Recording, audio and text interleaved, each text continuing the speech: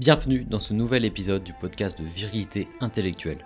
Je suis Baptiste et j'ai créé ce podcast pour que chaque homme puisse s'élever socialement, conquérir ses ambitions et affûter son esprit critique. Si tu aimes ce podcast, je t'invite à t'abonner ou à y laisser 5 étoiles. Tu as également la possibilité de soutenir la création des épisodes sur la plateforme Tipeee que tu trouveras en description. Sans plus attendre, place à l'épisode.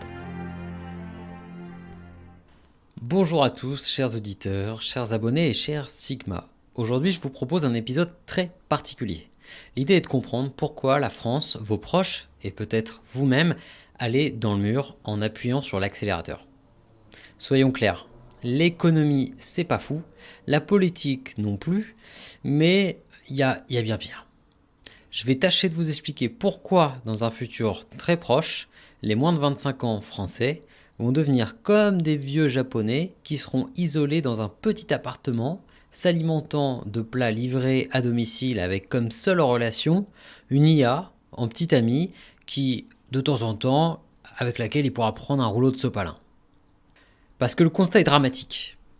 Il y a de plus en plus de gens seuls, privés de relations, coupés de contact avec les autres, et non pas par choix, mais par accident de la vie, chose, contexte. Il y a aussi une baisse énorme du nombre de rapports sexuels en France, notamment chez les jeunes, avec clairement un désintérêt pour la chose. Je dis bien un désintérêt pour la chose. Et enfin, pour terminer la boucle, il y a une crise du coup de la natalité. Donc il n'y a plus d'enfants et le pays devient vieux, et ça je vais vous expliquer pourquoi c'est dangereux. On va se poser la question en quoi tout ça est une crise majeure pour la société comme on la connaît actuellement. Mais aussi, quelles en sont les causes? Et ça c'est très intéressant, parce que vous le savez, je suis un homme Sigma. Alors j'observe tout comme vous et on voit des choses et à un moment on arrive même à en déduire certaines choses. Donc je vais vous livrer mon point de vue sur la destruction organisée des valeurs traditionnelles ainsi que le rôle du néo-féminisme dans tout ça et clairement les gars ça va chauffer. On parlera aussi d'autres raisons comme le piège du monde virtuel et le fait que la jeunesse est sous antidépresseurs. Et on conclura par parler également de l'infertilité. Donc restez bien jusqu'à la fin parce que franchement, ça secoue. J'ai énormément travaillé sur ce podcast et il vaut le coup d'être entendu. Alors pourquoi c'est un problème ? Tu peux vite comprendre que les relations humaines qui entraînent la sexualité et également la natalité, c'est quelque chose d'important. Commençons du coup par les relations humaines aujourd'hui. En quoi elles sont diminuées, en quoi elles sont fragilisées ? Eh bien, c'est simple. Quand tu fais des enquêtes, tu te rends compte que 1 Français sur 10 est en situation d'isolement total. C'est-à-dire qu'il ne voit personne, n'a aucun contact avec un cercle d'amis, de la famille ou des collègues. En plus de ça, donc ça c'est 1 Français sur 10, mais tu as aussi 1 Français sur 3, donc tu regardes autour de toi, il y a au moins une personne sur 3 qui est en situation dite de fragilité relationnelle. Ça veut dire que cette personne a très très peu de contacts. Ce qu'on observe aux États-Unis, c'est que les interactions sociales des jeunes et des adolescents est en nette chute. En gros, ils sont tous en mode zombie. Et ils n'arrivent plus à communiquer entre eux, ça ne les intéresse plus. En France, c'est 45% des jeunes qui se sentent seuls. Moi, quand je me souviens de mon enfance, je peux vous dire que je me sentais pas seul. J'avais des copains à la maison, j'avais mon petit frère, ma petite sœur, on voyait du monde, on voyait les grands-parents tout le temps, je faisais des vacances chez eux, on allait en colonie de vacances, on avait des centres aérés. On était hyper occupés. Et c'est pas moi qui le dis, c'est Gilles Lipovetsky, qui est un professeur agrégé de philo, qui nous dit « Nous n'avons jamais eu autant de connaissances grâce au numérique et paradoxalement, autant de personnes qui se sentent seules. » Donc j'ai fait un podcast sur la solitude à ce sujet, car on n'est pas forcément tous résistants à la solitude ou amoureux, moi j'adore. Donc si tu veux cliquer sur le podcast, il est en lien de cet épisode. Donc c'est déjà pas fou comme chiffre, on est d'accord, car on se dit au long terme, le sentiment de subir la situation et donc le désespoir, ça peut engendrer des choses très graves. Ça peut aller jusqu'à même des choses comme le suicide. Donc l'isolement social, c'est pas une chose à prendre à la légère les amis. Et comme vous rencontrez moins de personnes, vous avez moins d'interactions et également plus de célibat, plus de misère sexuelle et affective. Du coup, ce que ça donne, c'est qu'en février 2023, tu as une étude de l'IFOP qui montrait que 43% des jeunes Français de 18 à 25 ans n'avaient connu aucun partenaire sexuel durant l'année écoulée. Et cette misère sexuelle, volontaire ou non, elle s'accélère parce qu'elle a doublé en 10 ans. Alors, l'autre statistique qui est carrément étonnante, c'est que 43% de ces Français-là, qui n'ont pas de rapport à la sexualité, considèrent qu'avoir des relations sexuelles régulières, c'est sans importance. Donc là, honnêtement, les gars, on marche sur la tête. Quiconque a eu des relations sexuelles dans sa vie, sait que c'est génial, que c'est un truc trop cool, qu'on ne peut pas s'en priver. D'ailleurs, il a aussi observé que chez les jeunes, en 5 ans, le nombre de dépressifs a doublé. Alors, est-ce que la déprime est due au manque de sexe ou la dépression rend moins les gens aptes à faire l'amour? Je ne sais pas, mais on est d'accord que c'est un problème. Enfin, pour boucler la boucle, et du coup parler de la baisse de la natalité, donc du nombre d'enfants qui naissent par an en France, on est au plus bas depuis 70 ans, avec une baisse de 20% en 10 ans seulement. Donc c'est une cata. La dernière fois qu'on avait une natalité haute, c'était au moment de la Seconde Guerre mondiale. La règle en natalité, elle est simple. C'est de remplacer les 2 adultes vivants qui forment le couple par 2 enfants. À partir de ce moment-là, tu n'as pas, entre guillemets, de destruction de ta population jeune. Aujourd'hui, on n'est pas à 2, on est à 1,68 par femme. Donc on est loin, très loin de l'équilibre nécessaire. Donc vous comprenez que les chiffres sont violents et reflètent un malaise général de notre société.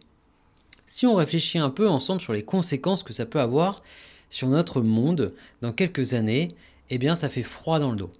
Un vieillissement accéléré de la population, c'est des hôpitaux qui explosent, le budget de la sécu qui est à la ramasse, les impôts qui augmentent pour payer les retraites et de plus en plus de personnes âgées qui sont pauvres parce que forcément, budget de la sécu à la ramasse. Mais forcément, ça fait aussi moins de travailleurs, moins d'inventeurs, moins de personnes qui sont destinées à la croissance du pays et du coup, tu as forcément une baisse globale de votre niveau de vie. Parce que si tu as une armée de retraités qui ont besoin de soins et qu'il y a très peu de personnes pour s'en occuper, tu te rends compte que ça va ressembler à McDo. C'est-à-dire que ça va être du travail à la chaîne et les populations vieilles vont extrêmement mal vieillir. Les forces vitales aussi, en cas de guerre ou de crise, c'est aussi plus limité, puisque c'est la jeunesse qui représente la force vitale d'une population. Donc la population est plus faible pour se défendre contre n'importe quelle menace. La baisse des relations sociales et la sexualité pourrait aussi avoir des conséquences sur la santé mentale et émotionnelle des gens. Cela pourrait nécessiter par exemple une attention accrue des services de santé sur la santé mentale, qui est déjà un peu surchargée. Les hôpitaux psychiatriques, c'est même pas la peine d'essayer de prendre une consultation. Les pauvres, ils sont débordés depuis 10 ans, 15 ans, tout le monde s'en fout. C'est pour ça qu'il y a d'ailleurs énormément de gens avec des pathologies psychiatriques qui sont dans la rue. Et la distribution bien sûr massive d'anxiolytiques, rendant complètement droguée et amorphe la population. Ça, c'est la cerise sur le gâteau. Il y a des chances aussi que si ce futur continue d'exister, que la sexualité devienne de plus en plus secondaire, sans aucune valeur d'ailleurs, ou à l'inverse, que ça devienne un tabou. Tu vois, un truc vraiment genre extrême droite, extrême gauche, mais version sexuelle. Genre, il faut le faire à tout prix avec tout le monde sans rien, ou il faut absolument pas le faire et le faire dans des conditions très strictes. Tu vois, c'est les 2 extrêmes. Les 2 extrêmes du coït. Alors, la question maintenant, c'est comment on pourrait en arriver jusque-là? Quels sont les facteurs qui font qu'aujourd'hui les statistiques sont lamentables, qu'on a vraiment une crise sur les relations entre les personnes, les relations hommes-femmes, la sexualité et également une crise sur la natalité? Eh bien, parlons de la destruction du cadre et des valeurs qui est en place depuis quelques décennies dans notre monde.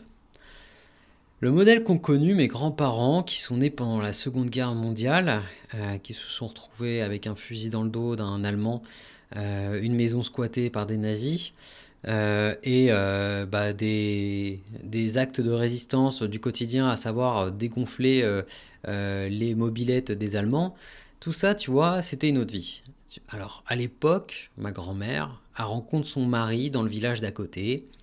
Parce qu'elle va au bal. Voilà, ils allaient au bal, c'était comme notre boîte de nuit actuelle, tu vois, sauf que le bal, ils pouvaient quand même s'entendre parler. Tu vas au bal avec ton mari, enfin avec pas ton mari, mais avec ton prétendant, tu vas avec lui, et après tu peux envisager, si tu es amoureuse, de lui faire un premier bisou, un premier baiser, et même d'avoir un rapport si ça se passe bien. Et ensuite, si ça se passe bien dans le couple, le mariage, du coup assez rapidement, et surtout avant d'avoir des enfants. Aujourd'hui, tu vas sur une application, Tinder par exemple, tu parles à 1000 mecs différents, bien sûr, hein, quand t'es une femme, tu as des critères de dingue, juste de dingue, tu as des critères supérieurs à ta valeur sur le marché, tu dates et tu couches avec une centaine de mecs avant tes 20 piges, tu vois, c'est les nouvelles tendances, et potentiellement tu vas te mettre avec un mec en relation non exclusive, et ça ne dérange personne. Or, tu vois, le contraste en 70 ans, il est violent. Il faut savoir qu'entre deux, bien sûr, entre ces deux styles de vie et de relation aux autres, il y a plein de choses qui se sont arrivées.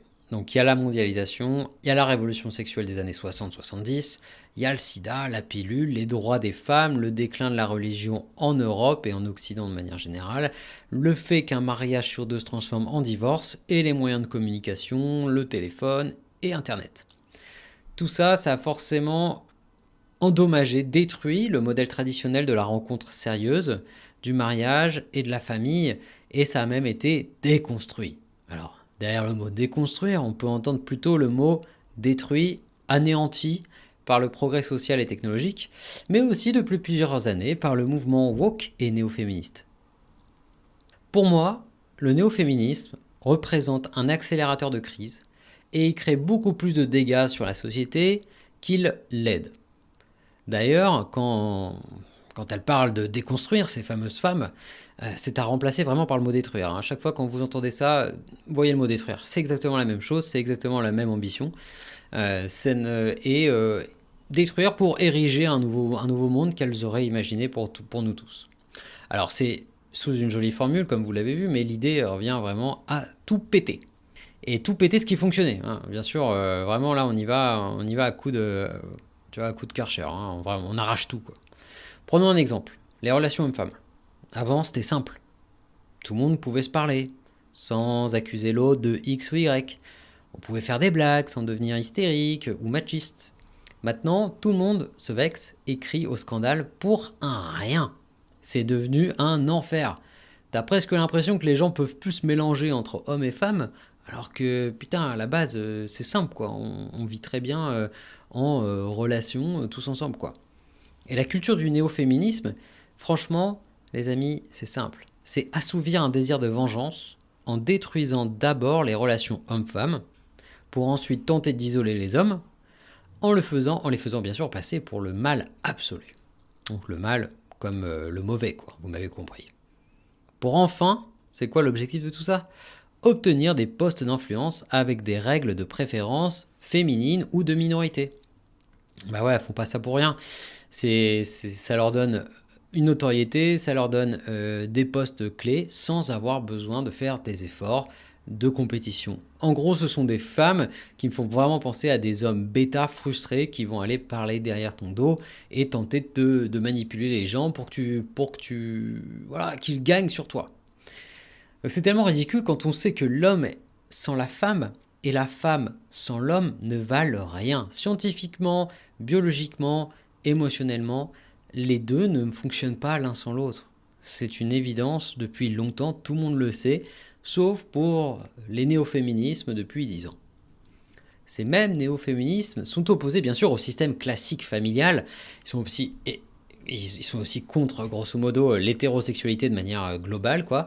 Donc elles encensent les couples minoritaires homosexuels ou LGBT, etc., tout l'alphabet.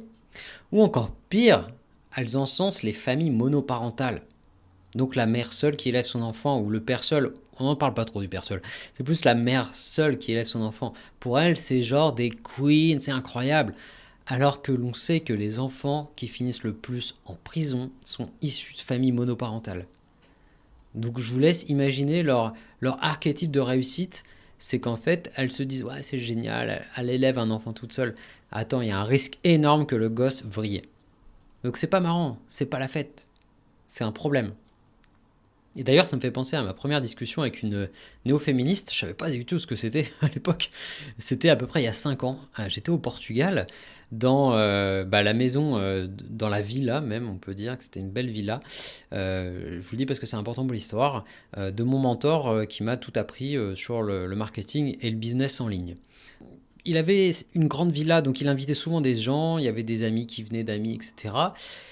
Et elle, je la vois débouler, on discute un petit peu, etc.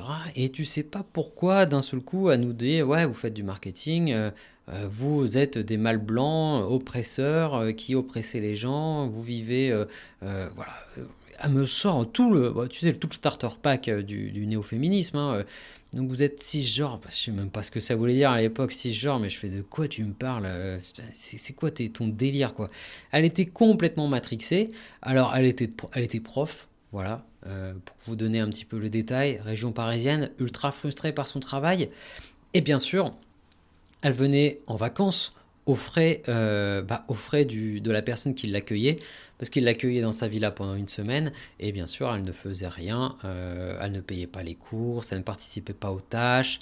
Voilà, c'était le strict minimum. Mais par contre, elle nous faisait des discours sur l'émancipation, le fait qu'on est dans un système prédateur. Voilà, c'était un délire. On était avec un mec que je connaissais pas trop, et je te jure, on essayait de comprendre ce qu'elle voulait nous dire, se comprendre qui elle était, parce que on aime s'intéresser sincèrement aux gens, et avec de l'empathie. Et c'était incompréhensible. On s'est regardé à la fin quand elle est partie, on s'est dit, waouh, c'était chaud, chaud et super compliqué de discuter avec elle. Une expérience qui vous laisse une marque, je peux vous dire. Quand t'as vu ça, t'as compris l'hystérie. D'ailleurs, quand on évoque aussi la baisse de natalité et la nécessité pour les couples d'avoir plus d'enfants, les réactions des néo-féministes, c'est assez amusant, hein. C'est immédiat. C'est te disent, nous ne sommes pas des utérus, nous ne sommes pas des utérus. Ok, ben oui, ben, bien sûr que c'est pas un utérus. Comme moi, je ne suis pas juste un phallus. Enfin, il n'y a pas de souci, on est au courant. Quel est le sens du propos? Est-ce que vous remarquerez qu'elle ramène souvent. Elles détestent être sexualisées, mais elles ramènent toujours leur combat à leur sexe. Voilà, les nichons à l'air, je ne suis pas un utérus, ça se balade avec des pancartes avec des clitos. Voilà, on fait pas trop ça, nous, quand on milite, les mecs. Du coup, c'est assez déroutant voilà, qu'elles exposent ça. Mais tu vois, elles nous disent tout le temps, nous ne sommes pas des utérus. Alors que certaines luttes dans leur groupe woke, etc., sont pour la gestation pour autrui. C'est-à-dire le fait qu'une femme X, genre Charlotte, puisse porter les enfants dans son ventre qui ne sont pas ses enfants. Donc juste une mère porteuse, tu vois. Pour un couple, par exemple, de femmes, parce que ça, ce serait tendance. En gros, elle peut mettre en location son utérus. Donc c'est très marrant, on n'aime pas les utérus, arrêtez de nous machin, mais en même temps, on aimerait bien quand même pouvoir utiliser les utérus des autres, tu vois. C'est l'hypocrisie et l'incohérence du discours, mais ça fait partie du double standard néo-féministe qu'on retrouve partout. Donc les mêmes féministes, hein, bien sûr, qui encouragent leurs copines à faire du contenu pour OnlyFans, on voit le niveau. Après, là où je suis rassuré, tu vois, c'est si elles font pas d'enfants, c'est cool. Car ça veut dire que c'est un profil de femme, tu vois, et d'hommes dangereux, ces gens-là. Donc ils transmettront pas leur dépression et leurs idées complètement tarées à un enfant. Bon, après cet éloge du néo-féminisme, comme tu vois, j'en avais gros sur le cœur. Je t'invite à t'abonner, surtout si tu partages la même vision que moi, car je vais de plus en plus de parler de ce phénomène de société et d'essayer de décortiquer, de défoncer cette idéologie. Comme ça, tu pourras le faire aussi avec tes potes qui sont parfois un peu matrixés. On passe à un autre sujet qui pourrait expliquer toutes ces crises qui se passent en France sur les relations, la natalité, la sexualité. Si tu veux, pour moi, il y a un truc qui est simple. C'est les prisons virtuelles. On passe de plus de temps en ligne, de plus en plus de temps en ligne sur les écrans et de moins en moins de temps dans le réel. En gros, aujourd'hui, la stat, elle est hardcore. C'est on passe un tiers de notre temps disponible devant les écrans, soit 5 heures par jour. Il y a 10 ans, c'était 3 heures par jour. Donc je te laisse. C'est déjà presque le double, tu vois. Il y a 30 ans, c'était beaucoup moins, car il y avait pas il y avait que la TV et les temps, tu vois, les temps en famille, en société, c'était des temps réels, c'était pas sur les réseaux. Aujourd'hui, tu as le portable, les réseaux sociaux, le jeu vidéo, le streaming, les séries, les films, le gaming, le Tinder, les sites X. Donc en gros, les gens passent leur vie dans une cage virtuelle, alors forcément, ils se rencontrent moins. Ils se rencontrent moins de manière naturelle, leur vie sociale s'appauvrit, même s'ils ont l'illusion du contraire. Tous les chiffres le montrent que ça s'appauvrit. Il y a un paquet de jeunes qui ne savent plus discuter ou même interagir avec des inconnus. Alors ça va plaire aux néo-féministes, ça, qui ne supportent pas, par exemple, qu'un homme aborde une femme dans la rue. Même si la femme est d'accord. Alors, c'est une oppression, c'est une soumission, c'est de l'esclavage. Voilà, hystérie, quoi. Bientôt, plus personne n'arrivera à se parler, je pense, sans un téléphone entre les deux.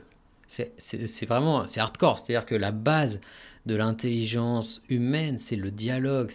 Ça fait partie des choses hyper fondamentales.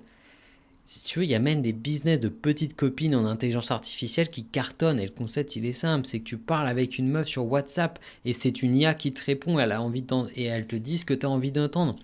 Et les enquêtes montrent que les gens se sentent beaucoup mieux après avoir parlé avec cette IA. C'est complètement dingue. Ça montre un vrai problème. Un nouveau problème, je pense qu'il y aura de lourdes conséquences plus tard. D'ailleurs, il suffit d'observer aujourd'hui les couples et même les familles avec des petits-enfants qui vont au restaurant et qui sont H24 sur leur portable. Ça, c'est d'une angoisse absolue. J'espère que vous n'êtes pas dans cette situation-là. Si vous l'êtes, essayez de réduire ça, essayez d'arrêter ça, parce que vous perdez des moments avec des gens bien réels versus des moments avec des pixels, des algos qui ne servent à rien. Enfin, ce qui explique très bien le manque d'envie des jeunes pour le sexe, c'est la consommation excessive de contenu X. Parce que, en gros, si tu as un désir, une pulsion, à la place de te faire chier à t'habiller, à aller dans la rue, aller dater, aller, etc., eh bien, tu vas juste ouvrir un onglet privé, tu vas te marrer 5 minutes avec ton joujou, et c'est fini, tu n'as même pas besoin de faire un effort. Et ça, la conséquence, c'est quoi? C'est que tu as un rendez-vous, le nombre de rendez-vous des moins de 25 ans chez les sexologues qui explose. Les stats sont dingues. D'ailleurs, si le sujet t'intéresse, j'en ai fait un podcast qui parle de la manipulation de masse de l'industrie du porno et comment réduire également sa consommation. Donc tout ça, je te le mets en lien de l'épisode. D'ailleurs, pour moi, on va un peu dans le mur sur le sujet parce que y a même une tendance très étrange que j'ai observée et testée, c'est le nofap, donc l'abstinence. Donc je t'en parle 2 secondes parce que j'ai jamais fait un podcast complet là-dessus, parce que j'en ai pas jugé l'utilité. C'est tendance, voilà, sur le web, c'est fait partie des trucs un peu d'expérience de perso pour reprendre le contrôle sur toi. Mais sincèrement, c'est hyper tordu quand même de se dire qu'on va s'abstiner de manière obligatoire alors qu'on sait que l'éjaculation permet, 3 éjaculations par semaine, permet de réduire drastiquement le cancer de la prostate. Donc c'est quand même se dire, je m'inflige quelque chose qui est contre-naturel, puisque même mon corps va développer quelque chose autour de ça. Donc je te laisse imaginer. Alors moi je l'ai essayé, le nofap, l'abstinence, j'ai essayé 30 jours à peu près, 3 semaines pour être plus précis. Franchement, ok, t'as la dalle, mais par contre, moi j'étais nerveux, les gars. J'avais envie de défoncer tout le monde, mais défoncer dans le sens frapper des gens, tu vois. Je supportais plus aucun stress, aucune pression, tu vois. Faut savoir que c'est aussi ça tu cumules beaucoup trop de. Alors il y a un pic de testostérone et après ça s'annule, ça diminue ta testo. Bon, il y a des études qui prouvent que ça sert à rien de le faire, je crois, plus de 20 jours, un truc comme ça, parce qu'au-delà, il n'y a plus aucun effet, et c'est un effet justement contraire sur la baisse de la testo. Mais putain, c'est horrible. Et puis je pense que t'as plus la dalle, mais t'as la dalle pour taper dans n'importe quoi, tu vois. Donc, tu vois, c'est étrange. Cette tendance, c'est un phénomène de la société qui montre que les gens ont un problème. Après, c'est génial si ça te permet de faire ça et d'arrêter de la consommation de pornographie. Si ça te permet de faire ça, fais-le, c'est très bien. Je t'y encourage. Et après, reprends le plaisir solitaire sans écran. Maintenant, parlons d'une autre raison. Pourquoi la jeunesse est de plus en plus sous antidépresseurs? Alors, ce qui est souvent cité, c'est la fin du monde. La fin du monde et bien sûr le réchauffement climatique qu'on entend à toutes les sauces. Alors on va pas nier qu'il y a un problème avec la pollution, c'est évident. Il y a un lien également avec le réchauffement de la planète et l'augmentation du CO2 et le méthane. Tout ça, c'est à peu près démontré, c'est assez suivi. Mais le problème, il n'est pas là. Le problème, c'est ce qu'on vous dit partout dans les médias, c'est de la connerie. Parce que chaque journaliste affirment dans chaque reportage, vous écouterez un petit peu plus la prochaine fois ce qu'ils disent, même à la météo, et te disent ah oui, parce que du coup, j'affirme que je peux vous dire que dans 10 ans ou 30 ans, les eaux ont remonté de X, il y aura beaucoup plus de tornades, etc. Ce sera comme ça et on vivra comme ça. Mais non. Pourquoi c'est débile ça? C'est débile en 2 points, je vais vous le dire. Débilité point 1. La base de la science, c'est l'incertitude. Et encore plus pour le climat. C'est-à-dire qu'on ne sait rien à 100% en science. Ou si on a démontré quelque chose, on attend que quelqu'un d'autre démontre le contraire, tu vois. Et il y a des idées, donc ce qu'on appelle une hypothèse. Et l'hypothèse est toujours liée à ce qu'ils appellent un niveau d'incertitude. C'est une notion très forte en science, il y a un niveau d'incertitude assez faible ou il y a un fort niveau d'incertitude. Et en fait, c'est parfois même très élevé. C'est-à-dire que les journalistes, ils n'arrêtent pas de te dire, parce qu'ils veulent attirer ton attention, tu vois. Donc ils y vont direct à fond sur les titres putaclic en te disant oh, c'est sûr, dans 30 ans, on sera tous morts parce qu'il y aura ça, on sera tous inondés, voilà, il y aura plus de ville, Bordeaux n'existera plus, Le Havre non plus. Tu vois, ils y vont à fond comme ça. Mais frérot, t'en sais rien. Tu n'en sais rien. Et en plus de ça, c'est que ça prend pas en compte un truc tout con. Ça prend 10 ans, 30 ans, tu vois. L'évolution du monde, la société, ça change, la science, ça change, la technologie, ça change. Il y a 2 ans, personne connaissait l'IA. Il n'y avait pas ChatGPT. Moi, je l'utilise maintenant tous les jours. Les gens, ils connaissent tous ChatGPT. Il y en a sur Google maintenant. Il y en a sur Cannes. Enfin, il y en a sur tous les outils en ligne. Ça va devenir un truc que tout le monde connaît. Il y a 60 ans, il n'y avait pas Internet. Il y a 100 ans, il n'y avait pas la télévision. Tu vois, je veux dire, ça c'est juste des trucs techno, mais tout ça, ça marche avec des satellites. Avant, personne n'envoyait des fusées réutilisables. Bah en fait, en 10 ans, Elon Musk l'a fait, tu vois. Donc, tu vois, ces trucs qu'on te dit là, en mode ouais, dans 10 ans ou dans 30 ans, c'est sûr, ça aura réchauffé de 2 degrés, on sera tous morts. Mais en fait, t'en sais rien. C'est oui, si on prend les stats qui sont avec un niveau d'incertitude très élevé, c'est possible. Et si surtout on omet le fait que notre société ne changera pas, voilà, si on se dit bah, ça changera pas, c'est sûr. En 30 ans, personne n'évoluera. C'est débile, on est d'accord.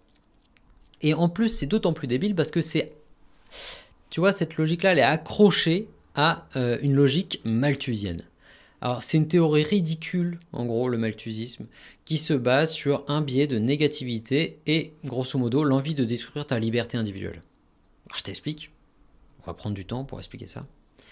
Un biais de négativité, c'est le fait que ton cerveau est attiré par les informations qui potentiellement peuvent l'empêcher de survivre.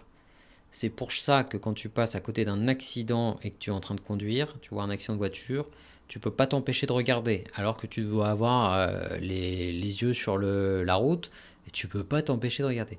Parce que le cerveau veut savoir ce qui se passe, c'est quoi le danger, qu'est-ce qui va se passer. Donc ça, tu vois, c'est le premier problème. Et la logique malthusienne, c'est quoi? Ça, je l'ai entendu chez l'économiste libéral Charles Gave, qui travaille à l'Institut des Libertés, qui est un super podcast, et j'ai creusé de mon côté. Alors, Thomas Robert Malthus, c'est un économiste et démographe britannique du XVIIIe siècle. C'est un gros pessimiste de nature. Il est persuadé que, tu vois, au XVIIIe, que les ressources alimentaires disponibles du coup dans 100 ans seront totalement épuisées par l'évolution démographique, par le fait qu'il y ait de plus en plus de personnes sur la planète. Et du coup, il se dit, ah, on va tous crever de faim. On va tous crever de faim, c'est sûr. Regardez, là, on produit 1 kilo de blé par personne. Bah, dans 10 ans, enfin dans 100 ans, il y aura 100 personnes de plus pour 1 kilo de blé. Donc on sera foutu, on ne pourra pas se le partager. Voilà, c'est ça sa théorie de base. Donc le mec a juste oublié que le monde et l'humain, ça relève en permanence des défis. Et qu'il a donc, l'humain, amélioré la production agricole pour nourrir plus de population. Voilà. Donc 100 ans après, en gros, le mec a fait une théorie basée vraiment sur un problème spécifique, donc l'alimentation, et sa théorie, bah en fait, marche pas, c'est faux. Par l'exemple, c'est faux, ça n'a pas marché, cette théorie est fausse. Voilà. Alors aujourd'hui, on attend partout que la fin du monde approche, qu'il faut avoir un bunker en Finlande pour survivre, une voiture électrique bourrée de métaux rares, et bien sûr qu'il faut instaurer des règles punitives et antilibérales pour vous sauver de vous-même. Mais, oh là là, putain, c'est vraiment débile, hein. On est d'accord. Parce que pour Malthus, pour cet économiste-là, et les gens qui adorent ces théories-là, les malthusiens, donc ceux qui soutiennent cette théorie farfelue, pour eux, c'est quoi? Il faut contrôler simplement la population et lui imposer des règles. Donc, à l'époque de Malthus, c'était retarder les dates des mariages. Parce qu'à l'époque, forcément, si tu retardais les dates des mariages, ça retardait les naissances, parce qu'on ne faisait pas d'enfants hors mariage. Mais, tu vois, aujourd'hui, comme il l'imagine, c'est des campagnes de stérilisation forcées. Ça, c'est la version du 21e siècle. Alors forcément, on vous dit que vous allez crever, et plus on vous le dit, plus on vous contrôle, hein, c'est simple. Hein. Donc en tant que Sigma, ça me rend assez dingue, tu vois, d'entendre des discours comme ça, qui sont relayés sur les grandes chaînes. Tu te dis, putain, mais waouh, jusqu'où on va, quoi. Et je comprends du coup que sans recul, tu vois, on peut devenir dépressif et avoir des besoins de médoc. Parce qu'on n'a pas envie de faire des enfants pour sauver la planète, etc. Mais en vrai, c'est ridicule. Il faut se lever le matin, il faut se battre, parce que la vie c'est un combat, et il faut croire au futur, être optimiste sur son destin, et merde quoi, y aller. Maintenant, dernier point sur l'infertilité. Parce que ça c'est une dernière cause de cette crise à plusieurs niveaux, principalement sur la notion de natalité, forcément. Il y a une crise dont personne ne parle, c'est surtout l'infertilité chez les hommes. Ça, t'as très peu de féministes qui en parlent, étonnamment. Et les mecs, entre nous, on n'en parle pas trop non plus. Il y a une nouvelle analyse avec des milliers d'études compilées. Donc c'est ce qu'on appelle une méta-étude, en gros, qui a révélé des facteurs qui, en fait, posent le plus grand risque pour la qualité du sperme. Donc au niveau mondial, tu vois, le nombre de spermatozoïdes a diminué de moitié au cours des 50 dernières années. Et le rythme de diminution, donc du déclin, a plus que doublé depuis 2000. Donc c'est-à-dire que par exemple, tu as un orgasme, tu as une dose, tu as 10 millilitres, et bien en fait, il y a 50 ans, tu avais 2 fois plus de spermatozoïdes dans ce truc, et la tendance, elle accélère à la baisse. Pour le professeur Agay Levin, qui est un des chercheurs à l'origine de cette étude, qui a été réalisée en Hongrie sur une base de données de 27 000 personnes, donc pour dire que c'est quand même costaud, il a qualifié son étude de canari dans une mine de charbon. Alors, tu sais peut-être pas forcément ce que ça veut dire, mais les mineurs, ils descendaient des oiseaux qui mettaient dans des cages dans les mines, parce que les oiseaux, quand ils sentaient le gaz ou quelque chose, ce qu'on appelle le grisou, c'est le gaz qui peut faire péter toute la mine, eh bien, le petit oiseau se mettait à piailler et il savait que c'était le moment de rentrer. Donc, en gros, ça annonce un problème. Il ajoute même, ce professeur, que nous sommes confrontés à un grave problème qui, s'il n'est pas résolu, pourrait menacer la survie de l'humanité. Donc tu vois, tu mets ça, et tu mets en face les néo-féministes qui nous emmerdent pour des conneries. Tu vois quoi, le niveau intellectuel de ces gens? Tu le vois? C'est dingue. Alors forcément, ils ont réussi à voir que certaines parties, que certains facteurs étaient problématiques par rapport justement à ce déclin de la bonne qualité du spermatozoïde. Donc ce serait l'âge, ça on le sait, hein, plus tu vieillis, moins tu en as, mais aussi le tabac. Donc le tabac c'est un facteur très aggravant. Donc si vous fumez les gars, vous savez ce qui va vous arriver. L'alcoolisme et l'obésité à des stades très avancés, donc obésité très forte et alcoolisme très fort, sont aussi un problème. Si tu bois un verre de temps en temps ou si tu es en surpoids, c'est pas un problème pour la qualité voilà, et la fertilité. Au même niveau que le tabac, en proportion, tu as la pollution. Donc la pollution avec des industries chimiques, les pesticides, les voitures, tout ça, ça joue fortement sur la qualité. Et tout ça, c'est les classiques perturbateurs endocriniens qu'on connaît. Il y a aussi une cinquantaine de produits, ça c'est autre chose, contenant de l'oestrogène. Donc l'oestrogène, c'est l'hormone sexuelle féminine. On en a une part très faible en proportion en nous, à la place de la testostérone, tu vois. On a beaucoup plus de testo que d'oestrogène, et les femmes ont beaucoup plus d'oestrogène que de testo, mais chacun en a quand même. Hein. Il faut savoir qu'il y a une cinquantaine de produits qui contiennent de l'oestrogène qui sont dans l'eau, qu'on retrouve dans l'eau. Voilà. Une grande partie de cette eau n'arrive pas à être, enfin de ces substances n'arrive pas à être filtrée par les stations d'épuration. Donc on peut estimer que l'eau du robinet est pleine d'oestrogène, ce qui peut dégrader notre sperme. Puisqu'en gros, l'oestrogène, dans les rivières où il y en a beaucoup, ça changerait le sexe de certains poissons selon des études. Alors attention, ici c'est très incertain.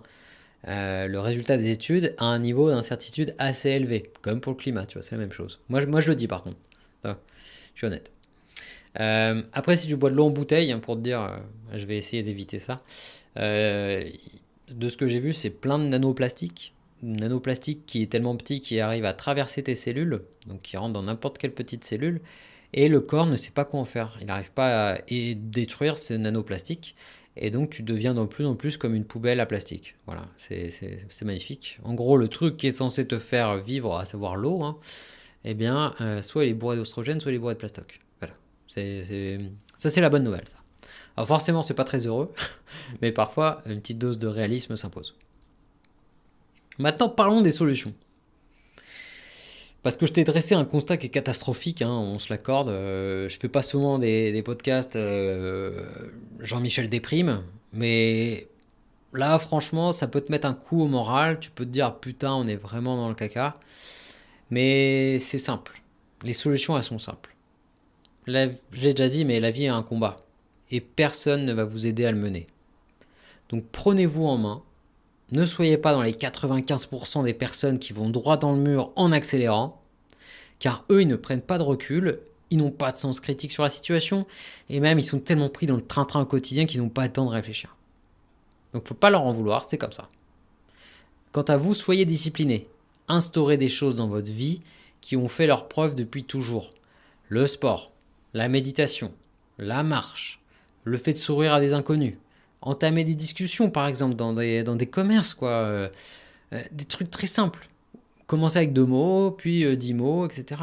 Au travail, vous pouvez le faire aussi, vous pouvez le faire dans les études, vous pouvez le faire partout.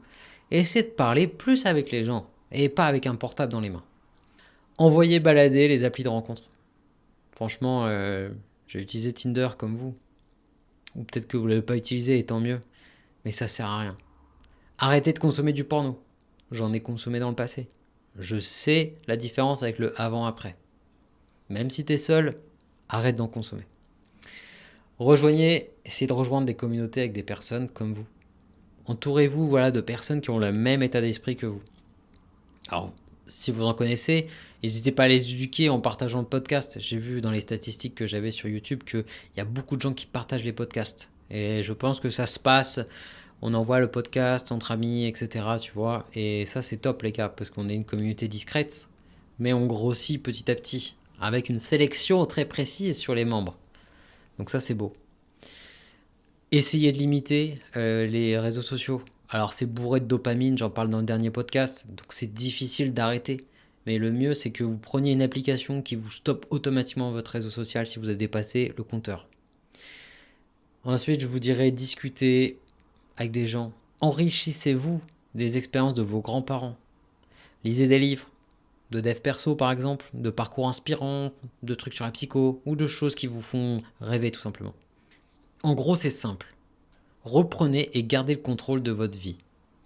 Je compte sur vous là-dessus. En tout cas, j'espère que ça vous a plu. Il me reste qu'à vous souhaiter une bonne journée ou une bonne soirée. Merci pour ton écoute, j'espère que tu as aimé cet épisode. En attendant le prochain, je t'invite à t'abonner. Tu peux aussi écouter les nombreux podcasts déjà en ligne. C'était Baptiste, à très vite.